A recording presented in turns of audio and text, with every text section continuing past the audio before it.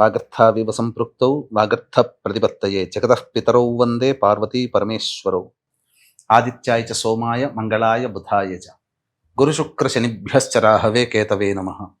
శృంగేరి జగద్గురు పీఠాధిపతులకి, కంచి పీఠాధిపతులకి నమస్కారములు తెలియజేసుకుంటూ కార్యక్రమాన్ని ప్రారంభిద్దాం.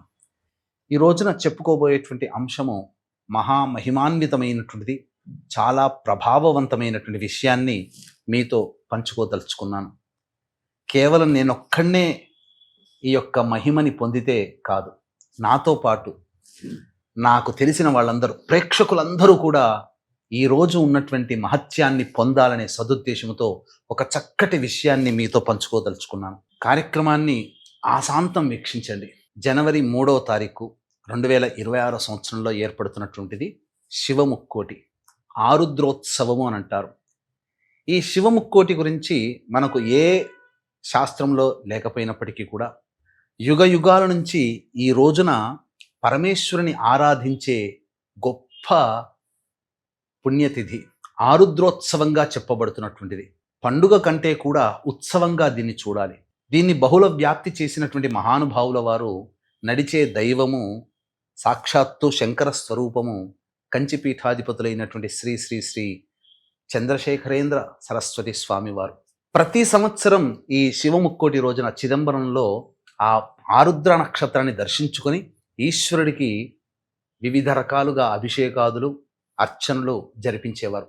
వారి ద్వారానే అందరికీ కూడా దీని యొక్క మహత్యము ప్రకటితమైనది. ఆకాశంలో తూర్పు వైపున కానీ లేదా ఈశాన్యం వైపున కానీ నిలువుగా 3 నక్షత్రాలు లేదా అడ్డముగా 3 నక్షత్రాలు కనిపిస్తుంది. ఈ రోజున ప్రభావవంతంగా కనిపిస్తుంది. పరీక్షించండి, ఎందుకంటే చాలామందికి కంటి సమస్యలు ఉంటున్నాయి కాబట్టి సరిగా కనబడకపోవచ్చు. కానీ బాగా పరిశీలిస్తే తప్ప ఈ 3 నక్షత్రాలు ఒకే వరుసలో నిలువుగా కానీ అడ్డంగా కానీ కనిపిస్తాయి. అదే ఆరుద్ర నక్షత్రం.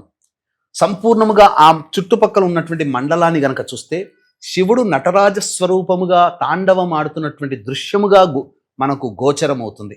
అంతటి మహిమాన్వితమైనటువంటి నక్షత్రాన్ని ఒక్కసారి చూసి నమస్కారం చేసుకోండి. 3వ తారీఖు తెల్లవారుజామున 3 గంటల నుంచి 5:30 లోపల ఈ యొక్క సుందర దృశ్యాన్ని చూడండి.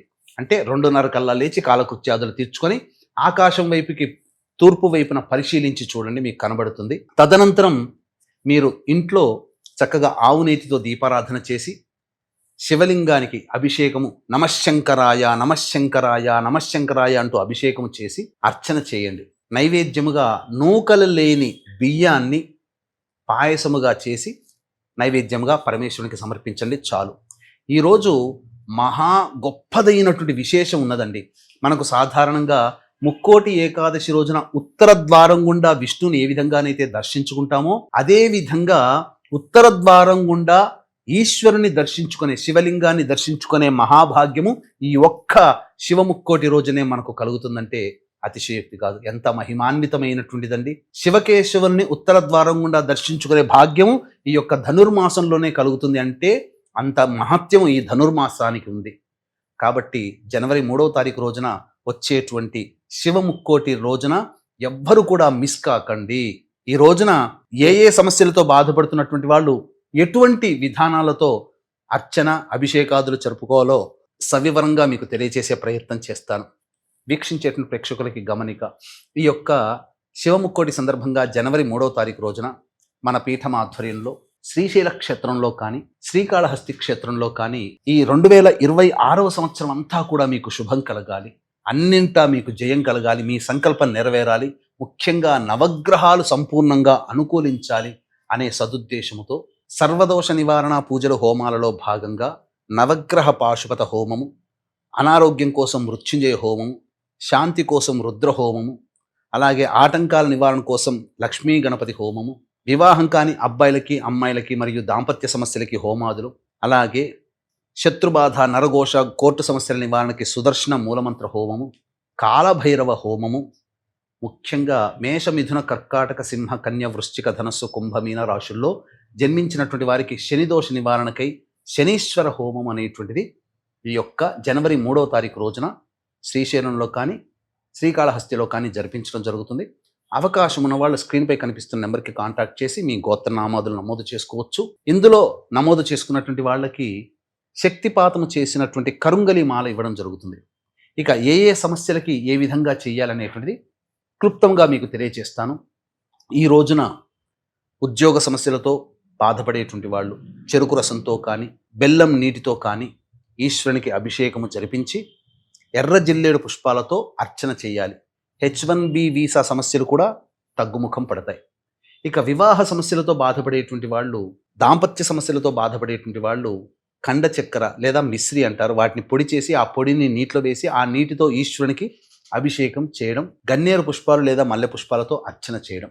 అలాగే గత జన్మ కర్మదోషాల వలనే ఈ జన్మల్లో మనం సమస్యలు ఎదుర్కొంటున్నాం. ఈ సమస్యల నివారణకి గత జన్మ కర్మదోషాలు తొలగిపోవడం కోసమై ఆవ నూనెతో ఈశ్వరుడికి అభిషేకము జరిపించి తుమ్మి పుష్పాలతో అర్చన చేయండి వీలైతే, లేదా మారేడు దళాలతో అర్చన చేయవచ్చు.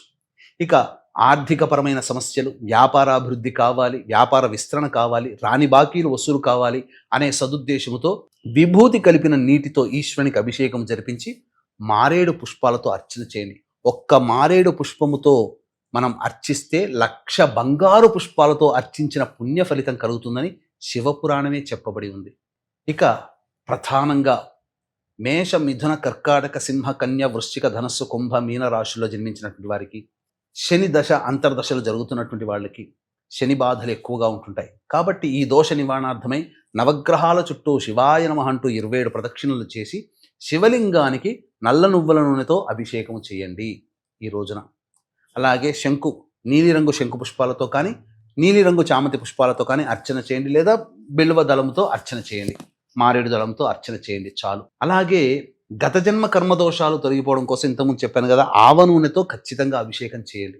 సమస్త విధమైనటువంటి కష్టాలు తొలగిపోవాలి అనేటువంటి ఉద్దేశంతో గరికను నీటిలో వేసి ఆ గరిక నీటితో అభిషేకం చేయండి. తెల్ల జిల్లేడు పుష్పాలతో అర్చన చేయండి. ఈ విధంగా సమస్యలు ఉన్నటువంటి వాళ్ళు చెప్పినటువంటి ద్రవ్యాలతో అభిషేకం చేయండి. ముఖ్యంగా ఈ రోజున గంజి వార్చినటువంటి అన్నముతో, గోరువెచ్చగా ఉండాలి అన్నముతో ఈశ్వరునికి అభిషేకం చేయవచ్చు.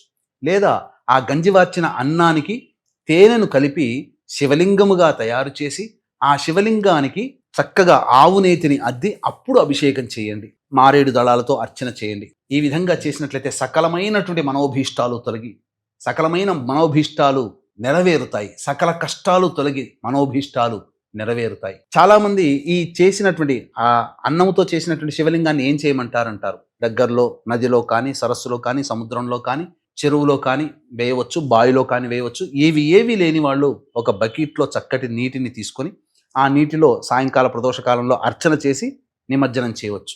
ఆ నీటిని ఎవరు తొక్కని ప్రదేశంలో వేస్తే సరిపోతుంది. ఆ నీటిని, అన్నాన్ని, లేదా ఆ యొక్క అభిషేకం చేసినటువంటిది మీరు చక్కగా ఎవరి తొక్కని ప్రదేశంలో వదిలిపెట్టినా చాలు, లేదా అగ్నికి ఆహుతి చేసినా చాలు. ఈ విధంగా మీరు ఈ శివముక్కోటి అని చెప్పబడేటువంటి జనవరి 3వ తారీఖు రోజున మిస్ చేసుకోకండి. ఈ రోజున చేసినటువంటి పుణ్య కార్యక్రమం అనతి కాలంలోనే మీ యొక్క సమస్యలను నివారణ చేస్తుంది.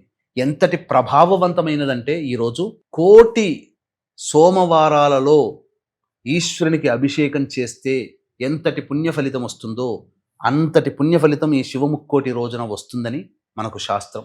సృష్టి స్థితి లయకారకాలలో లయకారకుడు పరమేశ్వరుడు. కాబట్టి శివాజ్ఞ లేనిదే చీమైన కుట్టదు. ఈ కార్యక్రమం మీరు చూడాలన్నా, ఈ కార్యక్రమం చేయాలన్నా అది శివాజ్ఞ కాబోలు. అందుకే ఇంతటి గొప్పదైనటువంటి విషయం గురించి మీకు అందించాలి, ఆ సమాచారాన్ని అందించాలనే ఉత్సాహంతో మీకు చేరవేయడం జరిగింది. ఈ అవకాశాన్ని అందరూ సద్వినియోగపరచుకోండి. మీకు తెలిసిన బంధువులకి, స్నేహితులకి, హితులకి అందరికీ ఈ యొక్క విషయాన్ని చేరవేయండి. వారు చేసి పొందిన పుణ్యఫలంలో మీకు భగవంతుడు వాట ఇస్తాడు, అందులో సందేహమే లేదు. చక్కగా ఈ నియమాన్ని పాటించండి. అవకాశం ఉంటే ఈ రోజున మన పీఠమాధ్వర్యంలో శ్రీశైలంలో కానీ, శ్రీకాళహస్తిలో కానీ జరిగే సర్వదోష నివారణ పూజల హోమాల్లో గోత్ర నామాదులు నమోదు చేసుకొని శక్తిపాతం చేసినటువంటి కరుంగలి మాలను సొంతం చేసుకోవచ్చు. అలాగే మరొక ముఖ్యమైనటువంటి విషయం ఏంటంటే 2వ తారీఖు రోజున సాయంకాలం ప్రదోషకాల సమయంలో 7 గంటల నుంచి 8 గంటల మధ్య కాలంలో మృగశిర నక్షత్రం 4వ పాదం ఉంటుంది. ఇది అమ్మవారి నక్షత్రం. ఆ రోజున శివాలయానికి చేరుకొని పరమేశ్వరునికి నమస్కారం చేసుకొని, అమ్మవారికి నమస్కారం చేసుకొని, నీ యొక్క అనుగ్రహం వల్లనే నేను ఈ రోజున దర్శించుకున్నాను, అలాగే రేపటి రోజున నీకు సేవ చేసుకునే భాగ్యాన్ని కల్పించు మహానుభావ. నీ ఇచ్ఛాశక్తి, నీ క్రియాశక్తి, నీ జ్ఞానశక్తి వల్ల నాకున్నటువంటి సమస్త బాధలు తొలగిపోవాలి, నాకున్నటువంటి సమస్త కోరికలు నెరవేరాలి అనే ఉద్దేశంతో ఈశ్వరునికి అర్చన, అమ్మవారికి కుంకుమ అర్చన జరిపించుకొని ఇంటికి వచ్చేయండి. ఆ రోజంతా శివముక్కోటి అని చెప్పుకోబడేటువంటి 3వ తారీఖు రోజున బ్రహ్మచర్య వ్రతాన్ని ఆచరించండి. దాంపత్యం పనికిరాదు, మాంసాహారం పనికిరాదు, ధూమపానం పనికిరాదు, అలాగే మైథునం పనికిరాదు, మద్యపానం కూడా పనికిరాదు. చక్కగా ఆ రోజున అందరినీ సంతోషపెట్టండి, ఎవరిని బాధ పెట్టకండి. ఈ విధంగా చేసినటువంటి వాళ్ళకి పరమేశ్వరుడు సర్వదా తోడై ఉండి మీ సంకల్పాల్ని దగ్గరుండి నెరవేరుస్తాడు అని చెప్పడంలో ఏమాత్రం సందేహం లేదని చెప్తూ సర్వం శ్రీ ఉమామహేశ్వర పరబ్రహ్మార్పణమస్తు.